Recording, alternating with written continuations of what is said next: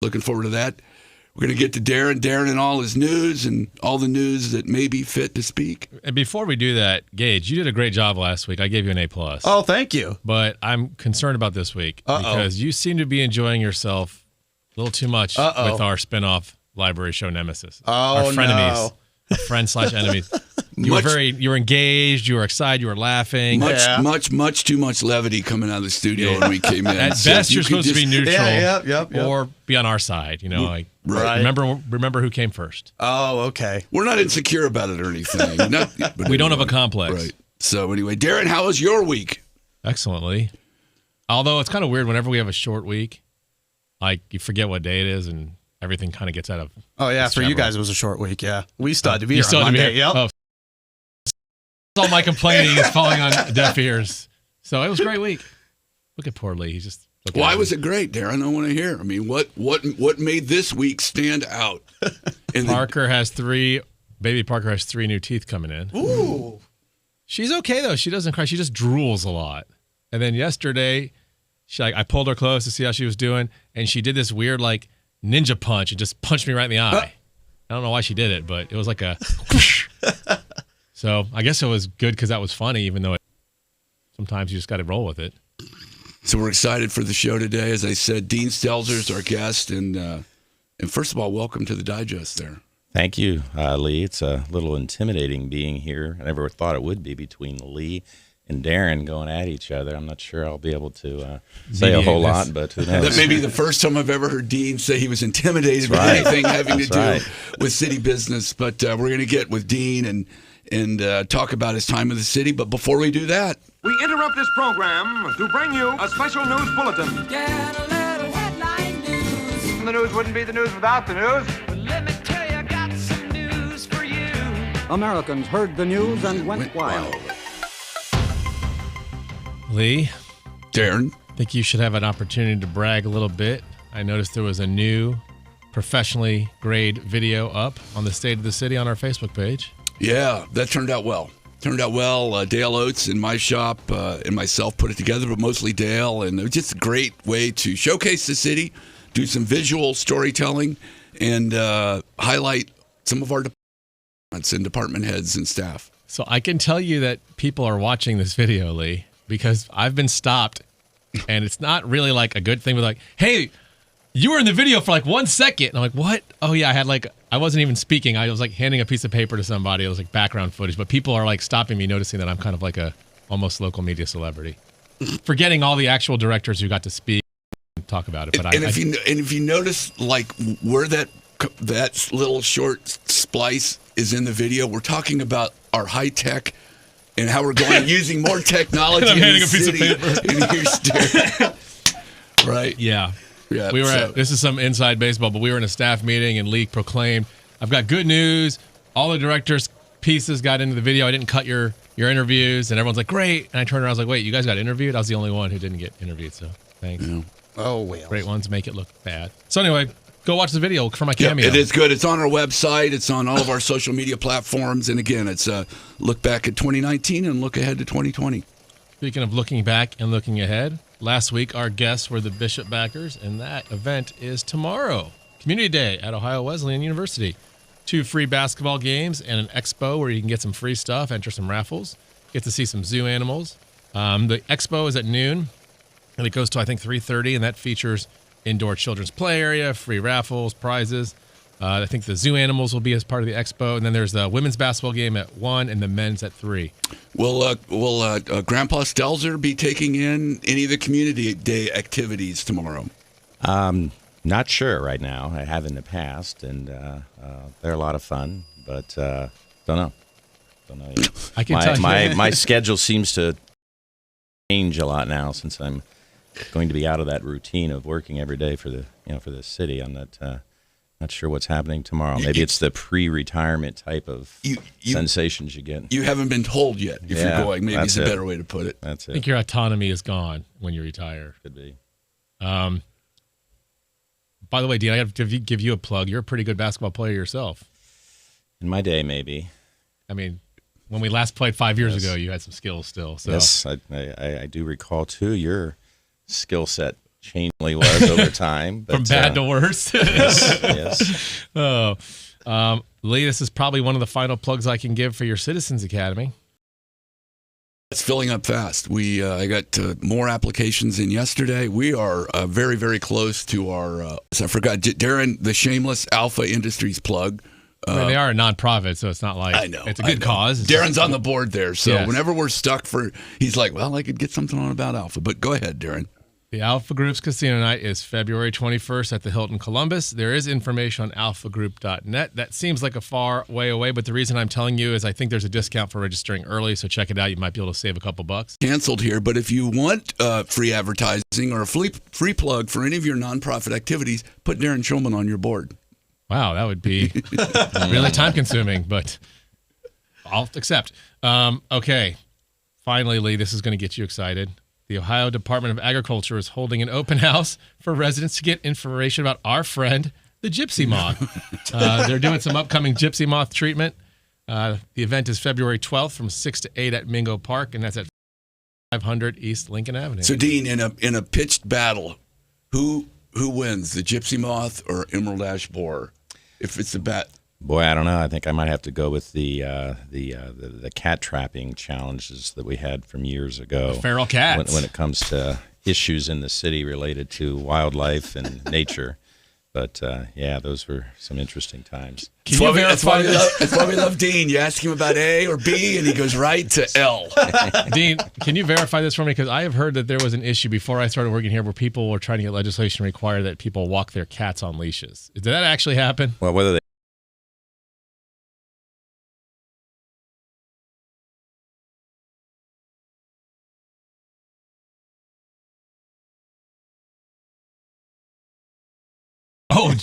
That got dark fast. It's I think that was one of the meetings that we had to schedule over at the JVS North because we had overflow crowds and our council chambers wasn't large enough. Because that headline, Stelzer says policy will be catastrophic. Oh! All right, you ready for some history, boys? Let's do it.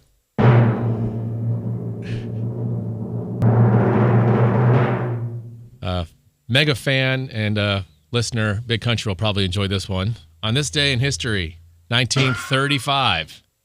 Any ideas, Lee? Do you remember? 1935? Yeah, this day in history, 35. That was the. No, go ahead. You'll love it. The first canned beer went on sale. Right. Wow. In partnership with the American Can Company, the Gottfried Kruger Brewer Pittsburgh. Company. No. It delivered 2,000 cans of Kruger's fine beer and Kruger's cream ale to Richmond, Virginia. Right. You should know. You were first in line to get your can of beer. You immediately recognized the impact this would have on the lives of Americans. Lee said, I can, pun intended, see the unlimited possibilities now that I am freed from the tyranny of having to drink beer in a glass. More importantly, the purchase of beer cans, unlike bottles, does not require me to pay a deposit. I love how he scripts these things just for you, Lee. Yeah, I'm just reading the old articles in the archives, man. It never gets old, like me. Right. We were out, and someone's like, how old is Lee? Listen to the show. He's old. I'll do it. Boom, boom. That was Darren.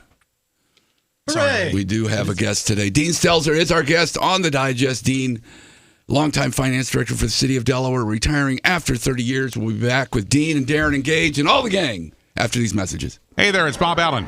If you got a song you've been craving for lunch, have I got an idea for you? Drop by the Classic Hits Cafe every day from noon to 1 and request it. Phone it in to 740-368-1550. Email me at boballen@wdlrradio.com or hit us up on our Facebook page at Ohio's Best Classic Hits. The Classic Hits Cafe, brought to you by the Solar Saloon, downtown Delaware, on Ohio's Best Classic Hits, 92.9 WDLR. Order up. The Scott Antique Market is coming to the Ohio Expo Centers this weekend, featuring hundreds of vendors who have markets this weekend. You've got 5 days to Save big at Sleep Outfitters. During our 5-day sale, get 50% off a Sealy Outfitters Plus Euro Pillow Top, just $349 for the queen. And 40% off a Sealy Outfitters Freshman Mattress in plush or firm, now just $239 for the queen. Plus, get up to $300 in free gifts on select Stearns & Foster and Tempur-Pedic mattresses. This is your chance to save big and sleep better than ever. But you better hurry. The 5-day sale ends Saturday at Sleep Outfitters. North Columbus and Delaware County. Afford the wheels you want and the tires you need. And you can get started just $20 at the all-new R&R Tire Express, now open in Delaware. R&R is one of the fastest-growing tire companies in the U.S. and now open on South Sandusky Street across from the Hardware Exchange. R&R knows wheels and tires aren't always in the budget, but you can get started for just $20 with weekly or monthly payments, 6 months same as cash, no credit check, and guaranteed approval. Guaranteed. Car, truck, SUV, on or off-road. At R&R, you'll find the brand you demand with free install, free lifetime balance, rotation, and 12 months, 24 roadside assistance. See? You can afford the wheels you want and the tires you need at the all-new R&R Tire Express, now open on South Sandusky Street across from the Hardware Exchange in Delaware. Get started for just $20 today at R&R. Everybody needs a little R&R. From the WDLR Weatherbug Forecast Center. For this morning, cloudy skies with rain heavy at times today, the high 46. Cloudy tonight with rain mixing with snow overnight, no accumulation, the low 34. Saturday, clouds, a bit of rain and snow showers, no accumulation, high 38. I'm meteorologist Jim Minaldi on the new 92.9 FM. In City of Delaware history. And did you verify that using like stats and stuff? Yeah, I went back through the archives. Yep, 30 years, I said. Yeah, I wrote this in November, so it must be true. But anyway, welcome back to the Digest, Dean. We're on YouTube, Facebook. Wave to the audience up there. Dean and I are the same age. What the hell happened to you, man? I don't know. But Dean, congratulations first off on 30 years with the city, and I'm sure you've probably had some moments to reflect on just what that's been like and kind of what it's going to be like going forward. I mean, what are you thinking about right now? Well, I'm not so sure going forward. It seems like looking back, it's been quite an experience. Lots changed in 30 years. And, it's changed for everybody, but being in one place with one purpose, trying to do a job, it just seems like it's all reflected on what's here in Delaware. 30 years ago, the city had 2 PCs, and they were old, and DOS systems, no internet. And back in the day, it seemed to be more hands-on. Right. When I came here in 1990, I moved to the area. I did a little background research on Delaware. Delaware was back then a county seat in a rural county, and started here. The county commissioners were all former township trustees and farmers, and everybody knew the growth was coming.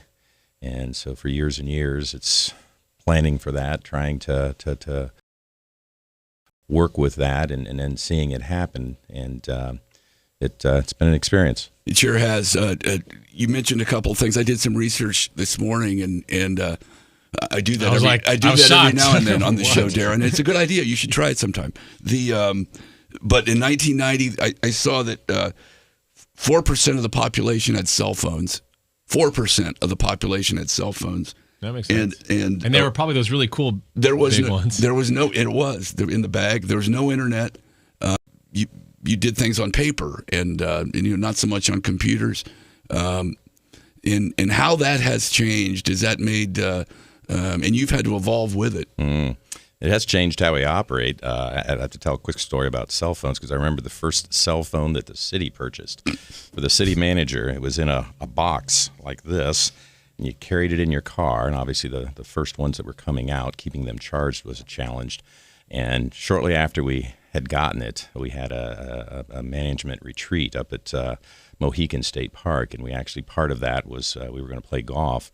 We brought this cell phone with us. Frank Schroeder was the city manager, and we brought it with him. He was in the golf cart with him, and Mike Shade was the mayor at the time. And he made a call on that cell phone. It was kind of reminiscent of, like the red, bat phone or Sounds something like that. A James Bond movie. It really was. Right. And we just thought, oh my gosh, we're out here on the golf course, right. and we can stay connected and Right. still stay on top of what's happening in, at the city.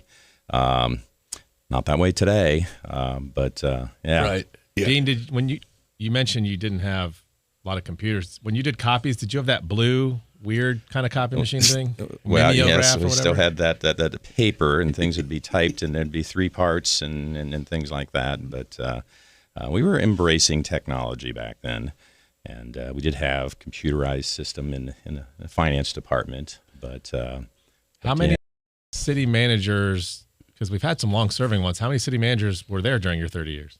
Just 2. When That's I started, Frank Schroke had just started about 8-9 months before I did. And I think Frank was here till 1998. We had a transitional period, and Tom came in 99. Dozens of council members. Lots of council members. Multiple police chiefs, fire chiefs. I think your number was wrong. Wasn't there technically 3 city managers? No, that's right. You were technically an interim city manager for a little bit. There for a while. It's kind of like when that lieutenant governor gets it for like 5 days, their governor, and they get their picture on the wall. You're on the wall, man. And those were some interesting times, that 8 or 9 month period there. We had some challenges. We had some interesting council members back then, and so. So we talk about being director of finance, and in our city of Delaware, that is, it can't be overstated how important a job it is.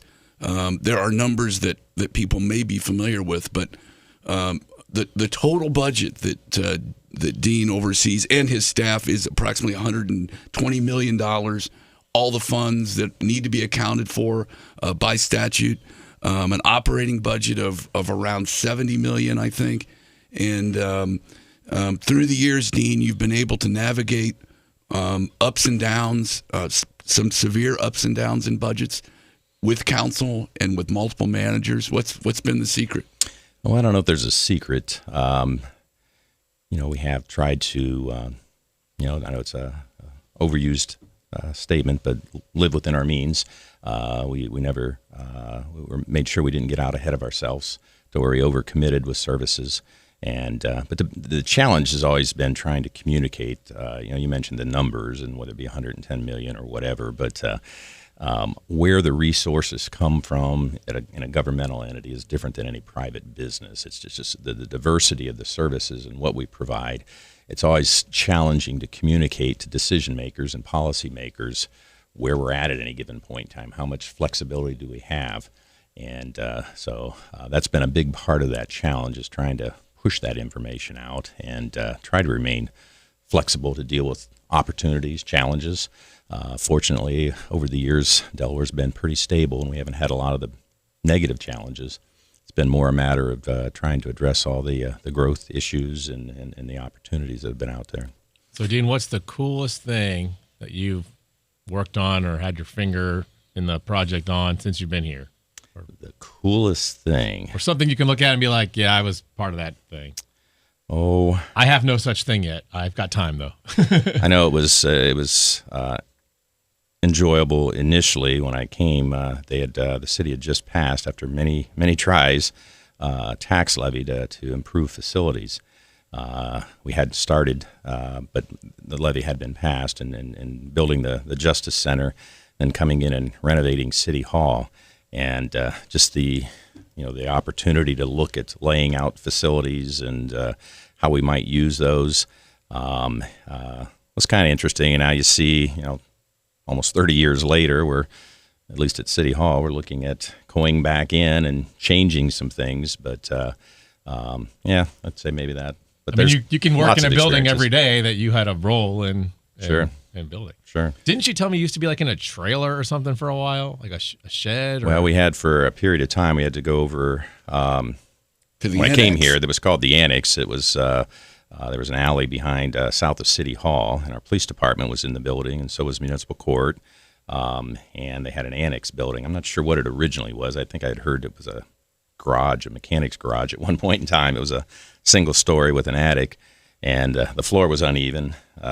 But Yeah, that's where we started out. So. Think modular classroom on the school grounds when they pull the trailers in. Yeah, that was sort of the annex. And that was that a permanent solution, or is that only while you were renovating the city hall? Well, I think it had been the permanent solution. It's crazy. You go back and look at some of the city's facilities, whether it be that or public works facilities. It was some combination of trying to find something a little better than what they had and bouncing around and never really having enough space. The early 90s when we did do the new building improvements back then, I know even with City Hall, the comments were, well, this buys us a little bit of time, but we're going to need more space. The community back then was pretty adamant that, you're not going to tear down what was City Hall, and we're not going to move it. And one of the other interesting things back then, it was the community as a whole was pretty adamant. You're not going to change the name of that. It's going to be called City Hall. We don't want any civic center word or anything like that. We want to call it City Hall, where people can still go down to City Hall and be listened to. And in a roundabout way, with all the growth that Delaware has experienced, I think it still kind of has that feel and that opportunity. People can reach out and be a part of what's happening in their community. Dean, you sprinkled some references in there that new residents of Delaware might not catch, but what used to be in City Hall? Because you mentioned the police was there. Was there a jail there? I mean, it was a lot different than what it is now. Yeah, actually, it's when I came here, the City Hall had the police department. There was a jail on the second floor. There was a firing range, police firing range in the basement. We had Parks and Recreation was in the building. Court. Municipal Court was on the second floor.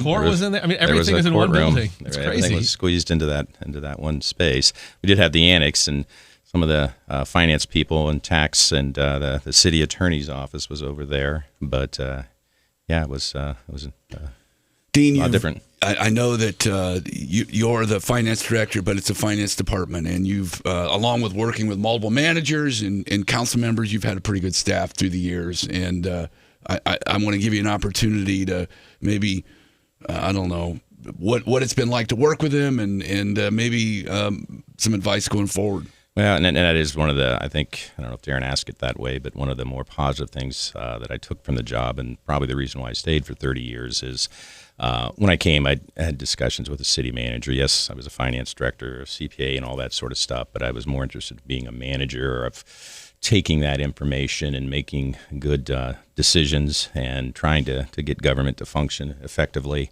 And the only way I was able to do that over the years and get involved in a lot of things, most of what I did was outside of just being a true finance director.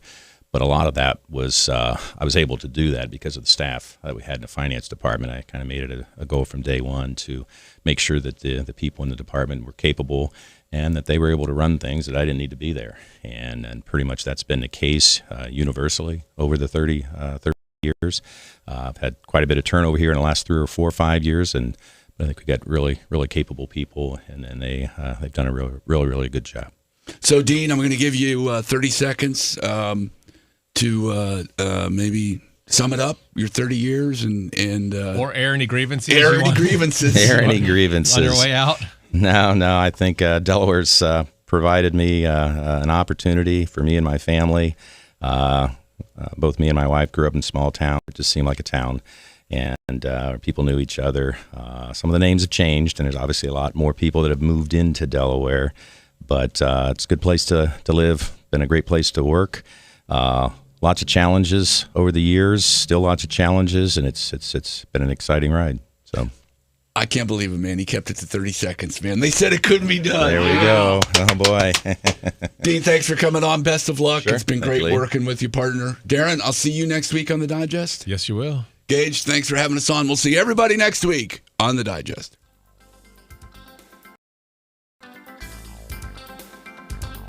You've been listening to Delaware City Digest on WDLR. Tune in next